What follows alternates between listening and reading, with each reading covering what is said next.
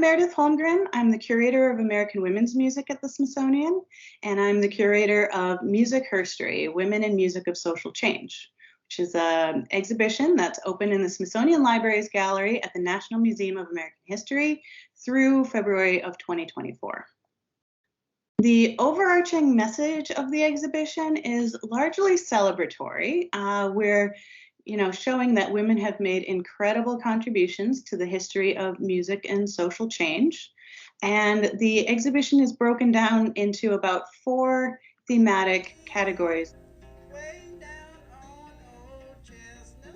Tradition bearers, where we look at traditional music, nursery rhymes, lullabies, other types of ways that women have held traditions and perpetuated traditions throughout history.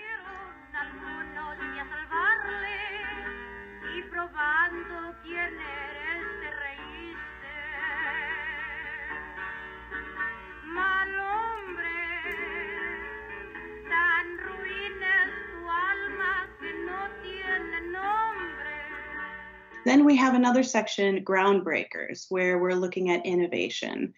These could be composers, instrumentalists, other ways that women have really broken ground, sometimes first in their field.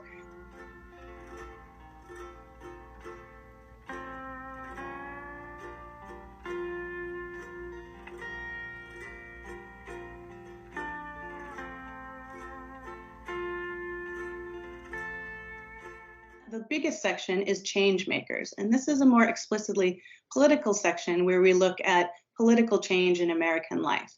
It could be anything from the civil rights movement to the women's suffrage movement, temperance movement, to the labor movement, to the other movements in between.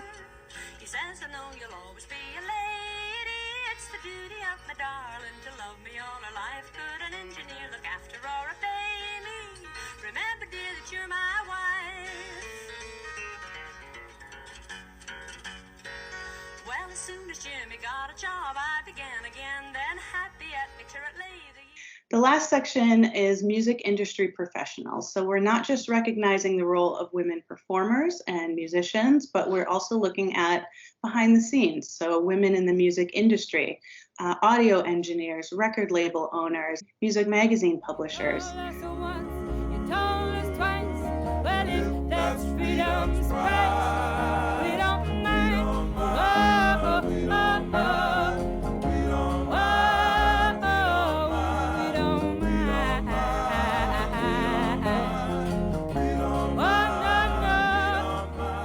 Everyone has a story about children's music and nursery rhymes and their own history, and we want to make those connections with visitors in the gallery. Nursery rhymes and lullabies are some of the first music we will hear upon entering the world, and yet it's given very little attention in the historic musical canon of music scholarship. It is an area that has been largely dominated by women, so we wanted to make sure that people encountered this very early in the exhibition.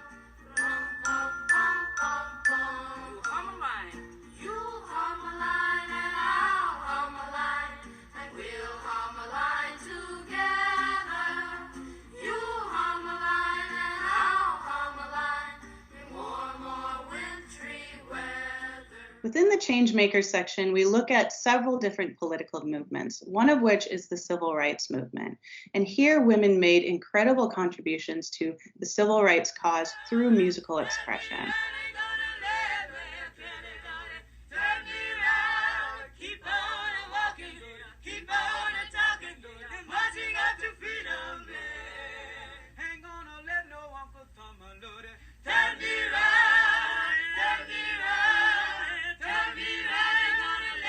In the 1990s, the Riot Grrrl punk movement really took off in the United States. And this created new networks and movements and media aimed at supporting young women and girls in music and beyond. The Riot Grrrl punk movement blended music, artistry, zine creation, self-expression, and feminism as core elements of the movement. We have legendary bands like Bikini Kill or Sleater-Kinney, who really put women's issues first and sang from a feminist perspective.